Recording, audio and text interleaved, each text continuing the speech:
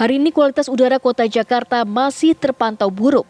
Dikutip dari situs IQR, Indeks Kualitas Udara Jakarta pada tanggal 22 Agustus 2023 saat jam 10 waktu Indonesia Barat berada pada kisaran angka 165 alias tergolong tidak sehat.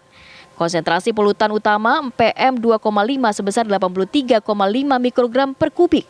Konsentrasi polutan PM2,5 di Jakarta saat ini setara 16,7 kali nilai panduan kualitas udara tahunan WHO.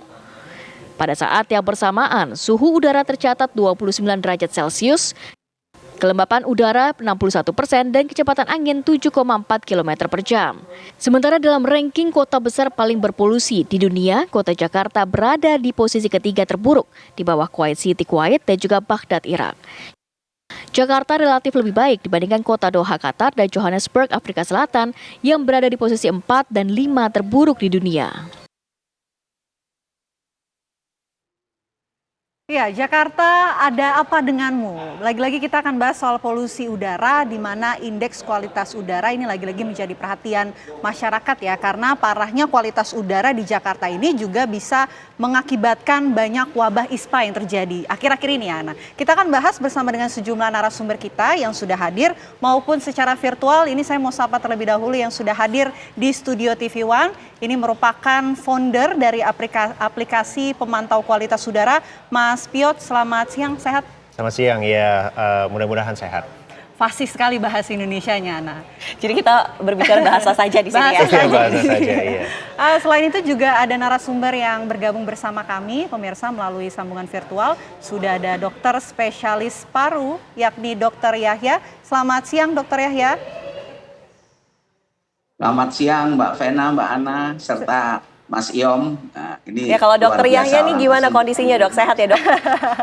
Orang asing dipanggil Mas. Alhamdulillah sehat ya. Sehat, alhamdulillah dok. Tapi saya mau ke Mas Piot dulu ya untuk melihat seperti apa sih kondisi kualitas udara khususnya di Jakarta akhir-akhir ini. Datanya hari ini seperti apa Mas Piot? Mungkin kita lihat di aplikasi Nafas dulu ya.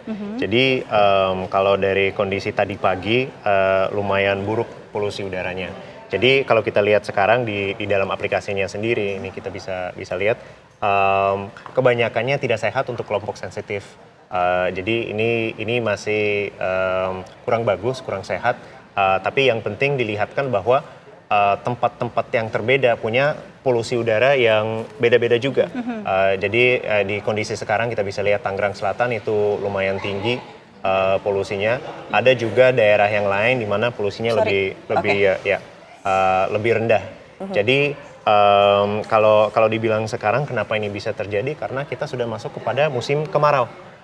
Dan di musim kemarau yang terjadi itu atmosfernya lebih stabil, hujan anginnya nggak sebanyak sebelumnya. Jadi semua polusi yang kita ada itu benar-benar ya tidak dibawa kemana-mana gitu aja. Piot, kalau kita lihat itu data yang Anda pegang nih ya, hanya warna kuning dan merah.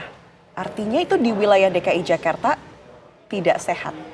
Seberapa buruk kondisinya saat ini? Jadi secara rata-ratanya ini sudah lumayan jauh di atas paparan guideline paparan WHO tahunan. Itu guideline yang 5, kita yang paling dekat di kita sekarang itu angkanya 43. Jadi lumayan jauh di atas. Nah, salah satu hal yang penting itu adalah polusi udara itu adalah sesuatu yang bervariasi. Jadi sekarang mungkin kurang bagus, tapi beberapa jam ke depan bisa bagus juga. Artinya ada jam rawan ya untuk polusi tertinggi? Ada. Itu seperti apa? Tengah malam. Oh, malah tengah malam itu polusi Betul. paling tinggi. Ini kenapa alasannya apa? Ini kita masuk kepada hal-hal atmosferik. Jadi di dalam atmosfer kita ada yang namanya lapisan batas planet yang dengan harinya bisa ganti lapisan batas planet ini. Jadi itu tergantung dari suhu bumi.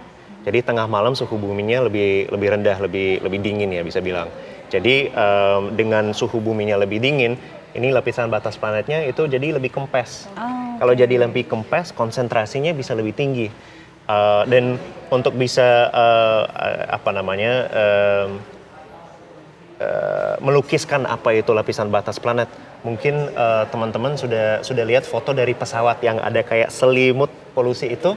Ya, itu adalah lapisan batas planet karena polusinya tidak bisa tembus dan keluar lagi. Ya, pertanyaannya kenapa Jakarta yang rasa-rasanya nih kualitas udaranya paling buruk? Beberapa bulan terakhir saja ini sudah mengalami cukup sakit batuk, kemudian Banyak yang demam, ini terdampak. cukup sering. Ya, ya. Ini sebenarnya bukan cuma Jakarta. Kita ada sensor di Bandung, di Surabaya, di Semarang, di Jogja.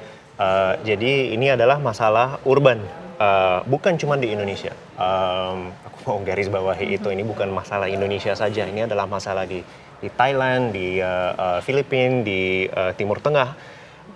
Jadi karena ada pergantian musim ini, sekarang kita dalam musim kemarau, ya polusinya lebih numpuk. Dan ya apalagi sekarang BMKG sudah sebutkan bahwa tahun ini adalah tahun El Nino. Jadi ada kemungkinan juga musim kemaraunya lebih panjang dari sebelumnya. Jadi dengan adanya data, ya mudah-mudahan dari masyarakat kita bisa ada informasi tentang apa yang kita harus lakukan. Setiap hari ada sedikit guidance-nya. Dan ya sebenarnya kita harus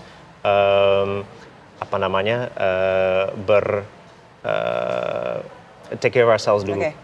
Tapi katakanlah begini, El Nino memang terjadi di setiap daerah begitu ya. Iya. Pasti akan ada kemarau panjang di setiap negeri. Katakanlah tidak hanya Indonesia. Betul. Nah, apakah hanya itu saja yang menyebabkan polusi udara tinggi ini? Kan masyarakat juga berkata bahwa memang polusi disebabkan oleh industri, kemudian kendaraan bermotor. Itu benar tidak? Itu bukan yang musim kemaraunya bukan artinya sumber polusi. Itu adalah bisa bilang manipulator polusi ya. Kalau dari sumber polusinya ya benar. Secara keseluruhan kita harus melihat industri masing-masing. Apakah industri sumber energi, perindustrian, transportasi, sama misalnya ada banyak yang bakar sampah. Ada bakar sampah yang industrial, ada bakar sampah yang kecil juga. Jadi semua itu benar-benar pengaruh.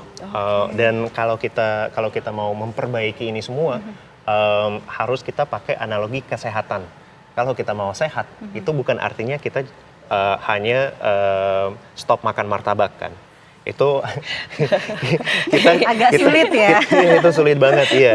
Jadi kita harus tidur, kita harus berolahraga, kita harus makan yang sehat, kita harus minum yang sehat. Jadi Menarik nih, secara berbicara mengenai keseluruhan. kesehatan, Fen. Langsung kita sambungkan langsung bersama dengan Dokter Yahya. Dokter, ini kan akhir-akhir ini kalau kita lihat juga cukup banyak yang rasa-rasanya terdampak dan katanya ini karena polusi udara. Ada yang batuk, ada yang pilek. Ini apakah memang benar dampak-dampak yang dirasakan warga akhir-akhir ini disebabkan oleh kondisi kualitas udara yang buruk di Jakarta? Ya, betul Mbak Ana dan Mbak Vena. Jadi ini kualitas udara yang buruk ini sangat mempengaruhi di dalam kesehatan kita, terutama saluran nafas.